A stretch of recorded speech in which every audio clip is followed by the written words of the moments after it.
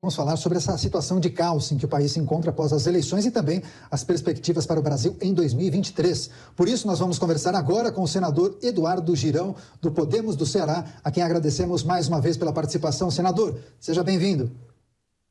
Uma honra e uma alegria muito grande estar aqui com vocês novamente, para a gente trocar uma ideia sobre esse momento da nossa nação. Pois é, senador, nem posso fugir de outra pergunta. Gostaria de saber exatamente como o senhor avalia e enxerga essa situação em que o país se encontra. Muitos protestos desde domingo, após o resultado das eleições, inicialmente nas rodovias de vários estados brasileiros, rodovias federais ou não, e hoje, feriado nacional, muitos protestos em frente a prédios públicos militares. Enfim, as pessoas criticando o Supremo Tribunal Federal, o processo eleitoral, alguns pleitos, algumas pessoas pedindo novas eleições, e hoje o presidente Jair Bolsonaro publicou um vídeo pedindo que os manifestantes liberem as pistas. Queria a sua avaliação desses dois momentos, o protesto em todo o Brasil e a importância desse vídeo de Jair Bolsonaro. Olha, vamos lá. Em primeiro lugar, eu quero dizer que compreendo o povo brasileiro, né? São pessoas, pelo que a gente pôde ver nas imagens, sua imensa maioria, pessoas com as suas famílias, né, realmente demonstrando um medo, um receio do que a gente possa enfrentar no país. Eu, particularmente, acredito que é errada a estratégia se é que é a estratégia de se bloquear rodovias, né? Isso não faz parte desses manifestantes que, durante várias vezes nesses últimos 4 anos, fizeram movimentações ordeiras, pacíficas.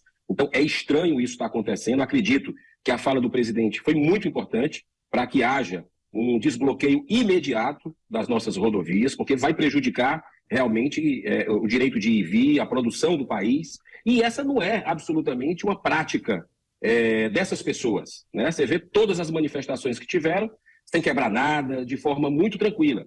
Então, geralmente, esse tipo de protesto faz parte de governos anteriores, né? De pessoas ligadas a governos de esquerda, vamos dizer assim. Então, eu acredito que é um momento delicado, mas que a gente tem que ter serenidade, né? Tem que ter tranquilidade para passar por isso. Eu acredito que houve realmente muita parcialidade da nossa justiça eleitoral. Aliás, o Brasil é o único país que tem justiça eleitoral, né? O que a gente viu foram manipulações no aspecto aí, desde o Luciano Hang. Não quero nem voltar atrás na liberação do Lula, na descondenação do Lula, aquela coisa da segunda instância, porque começou ali. Na verdade, tudo isso que a gente está vendo, o caos começou ali. Agora, quando calaram o Luciano Hang por nada, e ele continua calado 2 meses depois, um empreendedor que tem 12 milhões de seguidores, ou seja, que influencia massas, né, comparando governos, isso realmente foi estranho. E a gente foi vendo as 154 mil inserções, a mídia independente sendo calada, ou seja, aquela mídia que ouve os dois lados como vocês, né? A gente começou a ver certas palavras não podendo ser ditas, isso só se viu na época da ditadura, né? Então, que nós tivemos aí coisas muito estranhas acontecendo, sim, mas isso não justifica absolutamente um erro, não justifica um outro erro. Eu acredito que a população tem o direito de se manifestar, sim. Isso é importante para a democracia, porque manda um recado, né, que não quer o dinheiro do Brasil indo para ditaduras, que não quer que aconteça mais aí o cerceamento da liberdade de expressão, que a gente viu que continuou. Aquele voto do TSE vergonhoso, né, que a maioria aceitou, que foi a democracia, a gente vê depois do dia 30, né, aquele que censurou o documentário do Brasil Paralelo, emissoras e tudo. A coisa não parou por aí.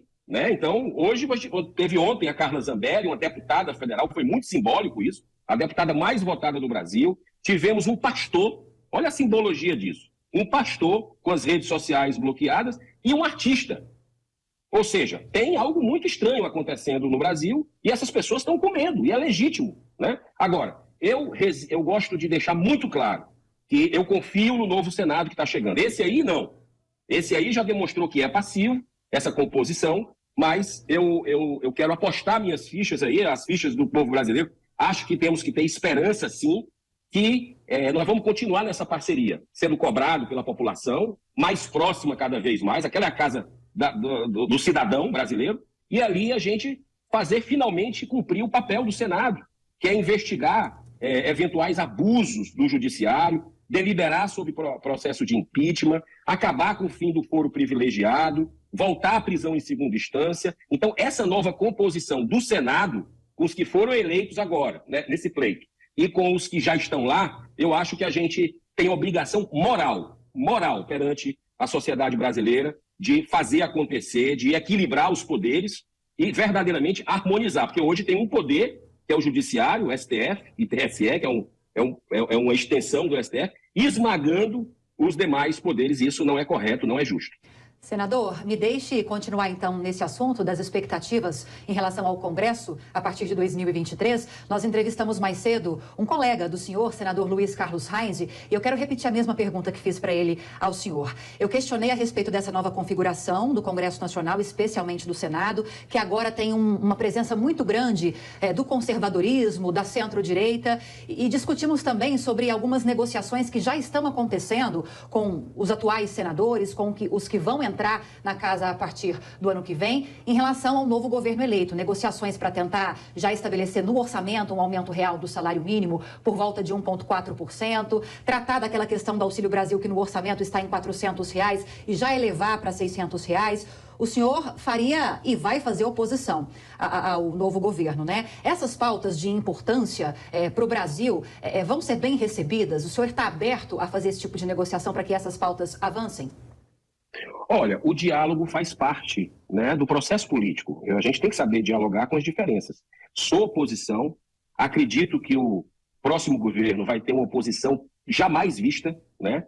E por isso que eu gostaria muito que a população acreditasse e acompanhasse, porque ela está gostando de política, ela está mostrando isso. Daí o meu otimismo com o futuro, porque a sociedade junto do Senado, a gente tem como fazer as coisas, porque está pegando mal. Os colegas, eu conversei esses dias, existe colega constrangido, realmente, a gente que deixou chegar nessa situação. O Senado é corresponsável por essa situação que a gente está vendo nas ruas, não tenha dúvida disso. Eu falo com muita tranquilidade, porque não sou governista, eu sou, inclusive nesse governo, independente, tenho demonstrado isso com posições públicas e com votos, né? Agora, não dá para comparar esse governo com o governo Lula, Dilma, né? O governo do PT. Né? Então, o histórico desse governo é o pior possível. Então, temos que redobrar a atenção e estabelecer limites. Eu, por exemplo, quero deixar muito claro aqui que o sistema, a gente tem que entregar a verdade para as pessoas. Né? No meu modo de entender, o sistema conseguiu o que quis. Né? Conseguiu o que quis. Ele deu todos os sinais, como eu falei no início dessa entrevista. Né? E conseguiu o que quis, que era expurgar o presidente.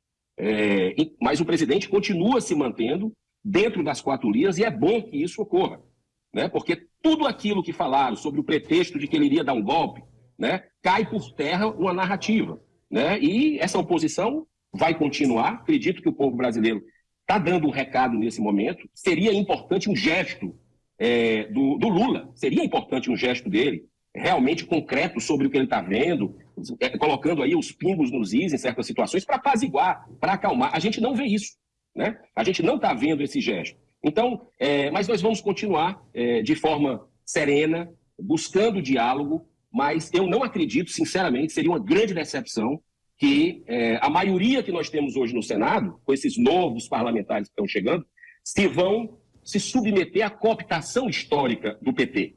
É aí que está o detalhe. Eu, particularmente, pelo que eu acompanhei no Brasil inteiro as campanhas, eu fiquei de olho em todos os estados para saber da eleição para o Senado, quem é que viria estar com a gente, e pelas posições dos parlamentares, são posições firmes, de valores, de princípios, da liberdade, da família, né? E eu acredito que a gente tem que manter isso. Por isso é importante a população estar próxima, estar cobrando, sempre de forma pacífica e respeitosa, mas próximo da gente. É muito importante isso, porque a gente tem maioria, né? Então, assim, a gente sabe do modus operandi dos governos passados, que está voltando agora, que é do mensalão, que é comprar parlamentares, mas eu, particularmente, depois de tudo que aconteceu no Brasil, eu acho que veio uma consciência maior dos parlamentares, eles não vão sucumbir à cooptação. Espero que sim, trabalharei que sim.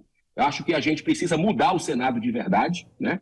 E que o Brasil possa, finalmente, ter uma harmonia verdadeira entre os poderes, uma independência entre os poderes. Aí sim, a gente vai conseguir decolar e fazer uma resistência jamais imaginada nesse governo, né? Porque vai ter nomes do Supremo que vão ser enviados para casa e os senadores, eu acho que tem que ser firmes com relação a isso também, do que vem de lá para cá, porque já está um jogo muito desequilibrado. Tá certo. Agora, rapidamente, nosso tempo está quase terminando, senador, mas eu queria tratar de dois aspectos em relação à próxima legislatura, em relação àqueles projetos mais delicados, mais sensíveis, sobretudo impeachment de ministros do STF e também mudanças no processo eleitoral. Toda essa insatisfação por parte de alguns brasileiros, ou pelo menos grande parte dos brasileiros, você acha que acaba estimulando também o Congresso Nacional, sobretudo o Senado, para colocar isso em pauta? Rapidamente, por gentileza. O Senado tem o dever moral de fazer isso. Ele já demorou demais, né? Inclusive, a gente não vê do presidente do Senado, o que me deixou muito frustrado, uma posição sobre o que aconteceu com vocês da Jovem Pan. O Senado não emitiu uma nota de repúdio nem de desagravo sobre o que aconteceu com vocês, com a Oeste, com o Brasil Paralelo, né? Então, o Senado tem que se levantar. O Senado está paralisado de joelhos, né? Talvez até rastejando, mas eu sou muito otimista e esperançoso com nomes que estão vindo para o Senado. Um deles, que o Brasil deve muito, é o ex-ministro Sérgio Moro, eleito senador. E tem vários outros que estão chegando com esse espírito de defesa do Brasil, da República, da ética, e eu espero sinceramente que a gente possa devolver para o povo brasileiro o que eles merecem, que é um trabalho íntegro, um trabalho de realmente equilíbrio e harmonia entre os poderes da República. É isso, as manifestações que assolam o Brasil e também as perspectivas para 2023 em destaque nessa entrevista com o senador Eduardo Girão, do Podemos do Ceará, a quem mais uma vez agradecemos. Até a próxima, senador. Boa noite. Gratidão, muita paz, parabéns pelo trabalho de vocês. Obrigada, senador.